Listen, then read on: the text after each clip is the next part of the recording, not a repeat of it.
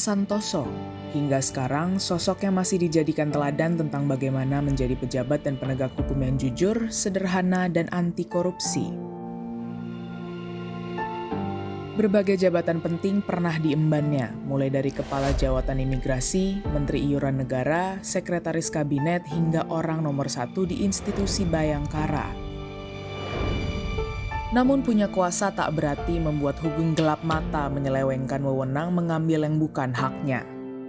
Ia memastikan tidak ada anggota keluarganya yang menggunakan fasilitas negara atau menggunakan pengaruhnya sebagai pejabat untuk kepentingan pribadi. Waktu pensiun dari Kapolri misalnya, Hugeng bahkan tak punya rumah dan kendaraan. Untuk menambal perekonomian keluarga dari uang pensiun, Hugeng mengisi waktu dengan berjualan lukisan, menjadi penyiar radio, dan penyanyi. Itu tadi biografi singkat Hugeng Iman Santoso. Lalu, bagaimana pribadi Hugeng dalam menerapkan nilai berakhlak? Yuk disimak pembahasannya. Nilai yang pertama adalah berorientasi pelayanan. Pada suatu ketika, Jenderal Hugeng melintas, dia melihat tidak ada polisi yang mengatur lalu lintas, padahal daerah tersebut ramai akan kendaraan. Lalu Jenderal Hugeng turun dan mengatur sendiri lalu lintas. Hal ini menunjukkan bahwa Jenderal Hugeng memiliki nilai berorientasi pelayanan, sebab beliau selalu mengutamakan pelayanan kepada masyarakat. Nilai yang kedua adalah akuntabel. Gus Dur pernah berkata bahwa hanya ada 3 polisi jujur di Indonesia, yaitu polisi tidur, patung polisi, dan polisi Hugeng.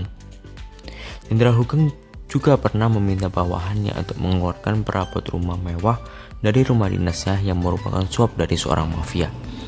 Hal ini menunjukkan bahwa Jenderal Hugeng memiliki nilai akuntabel sebab beliau sangat jujur dan bertanggung jawab atas tugas yang diemban. Lalu, nilai yang ketiga adalah kompeten. Jenderal Hugeng menempuh sekolah hukum di Batavia.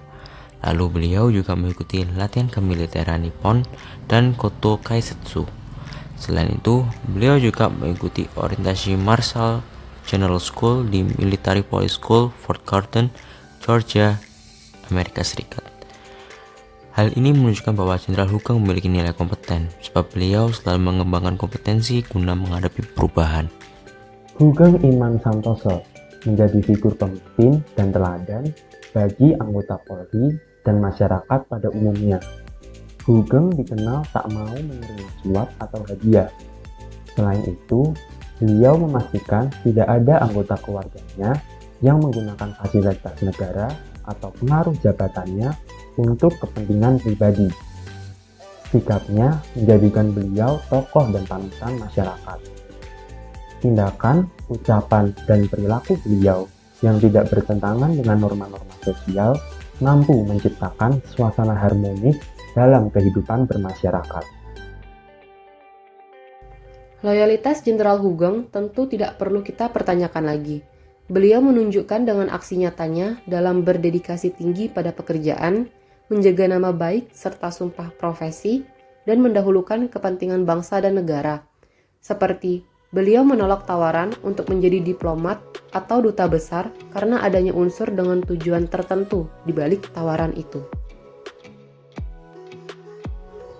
Untuk nilai adaptif, Jenderal Hugeng telah melakukan banyak terobosan dan inovasi terhadap kepolisian RI, seperti melakukan pembenahan beberapa bidang yang menyangkut struktur organisasi di kepolisian RI, sehingga menjadi lebih dinamis dan komunikatif.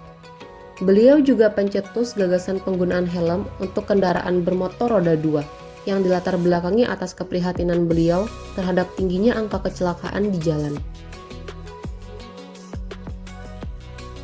Untuk nilai kolaboratif, beliau dapat mengarahkan kepolisian RI sebagai lembaga yang melindungi dan mengayomi masyarakat. Juga bekerja sama dengan TNI dan komponen pemerintah lainnya dalam menjalankan tugas dan kewajiban negara secara bahu-membahu melaksanakan apa yang menjadi amanat konstitusi. Sekian pemaparan kami terkait nilai berakhlak yang terdapat dalam diri Hugeng Iman Santoso. Semoga kita semua dapat meladani nilai berakhlak yang dipegang teguh oleh Hugeng. Terima kasih.